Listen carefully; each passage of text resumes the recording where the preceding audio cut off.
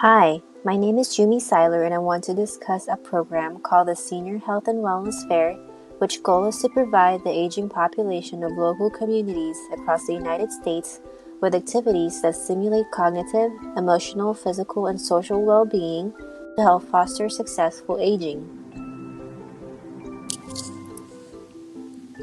By 2050, 1 in every 6 people will be over the age of 65.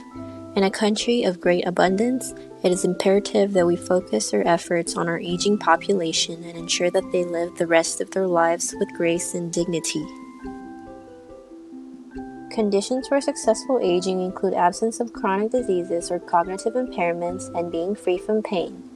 It also includes maintaining physical fitness, maintaining relationships and investing in social capital, participating in activities that are enjoyable and meaningful, and maintaining personhood such as having a sense of identity, having choices, making decisions, feeling useful, and feeling valued. The Senior Health and Wellness Fair will be modeled after Japan's national program known as the National Health Promotion Movement, aka Health Japan 21st Century. This program was launched in response to Japan's rapidly aging population. In 2017, over 27% of people living in Japan were older than 65 years. New policies were implemented which catered to the needs of the aging population and to prevent long-term care. Central and local governments funded community events such as salons where older adults can gather and socialize with friends and families. These salons were all within walking distance, had small entrance fees, and provided free health screenings. Seniors could also participate in activities such as arts and crafts, music, and physical and brain exercises. These salons were held once or twice a month and had promising results.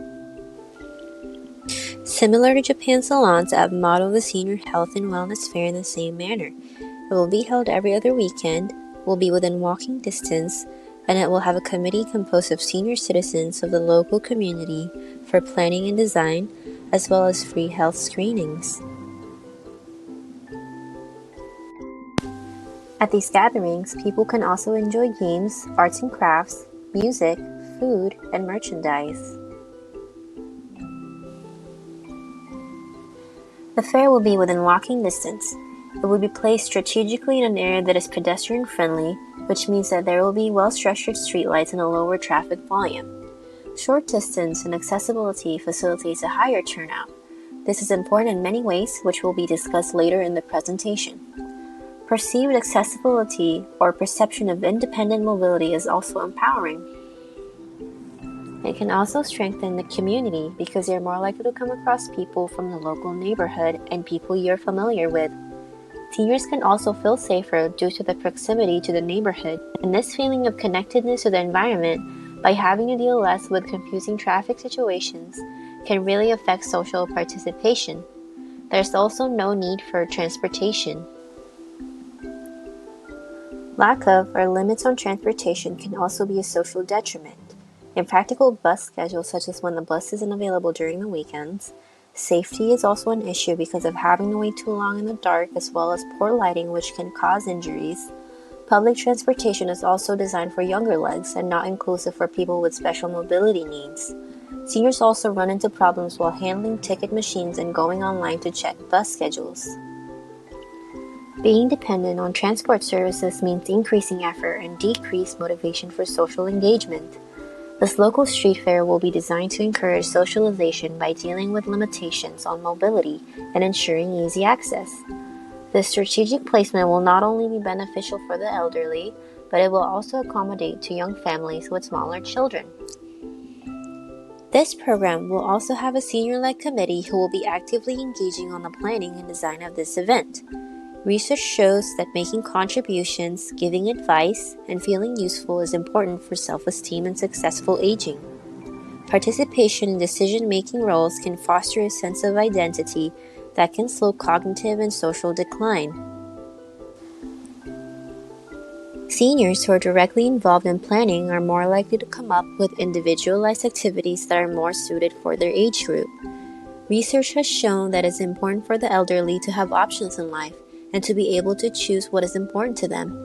Having plenty of activities offered in this fair can make their experiences more meaningful and help foster their sense of dignity. Using the cheap entrance fee, volunteer nursing students, nurses, and doctors, as well as funding from the local government, we are able to provide free health screenings. Everything will be explained in layman's terms in order to accommodate to people's health literacy.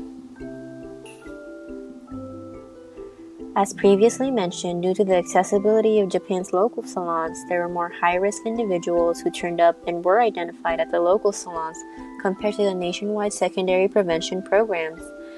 Data also showed that more people from the low-income groups participated. This means that local programs are much more successful in identifying high-risk individuals because people are more likely to attend them. The accessibility of the street fair will help eliminate certain barriers and inequalities in people's access to welfare services. Informal settings can also help decrease stress and anxiety. The street fair will provide elderly-suited games, games that have been consulted with neuropsychologists, arts and crafts, live music, as well as food and merchandise. Engaging in games that are group work-oriented can help foster cognitive health as well as social aptitude, as both conditions are typically mutually inclusive. Brain games and exercises can be designed to stimulate cognitive domains such as memory, attention, reasoning, as well as higher executive functioning. Cognitive stimulation can help prevent or delay onset of cognitive diseases like dementia. Research has shown that even a low-intensity training program can support successful cognitive aging. Supporting this program will not only help the elderly, but it will also enrich the lives of everyone within the community through their participation in combined efforts. These types of local events can improve neighborhood cohesion and will help foster a take care of each other mentality, which can then create better communities throughout the nation.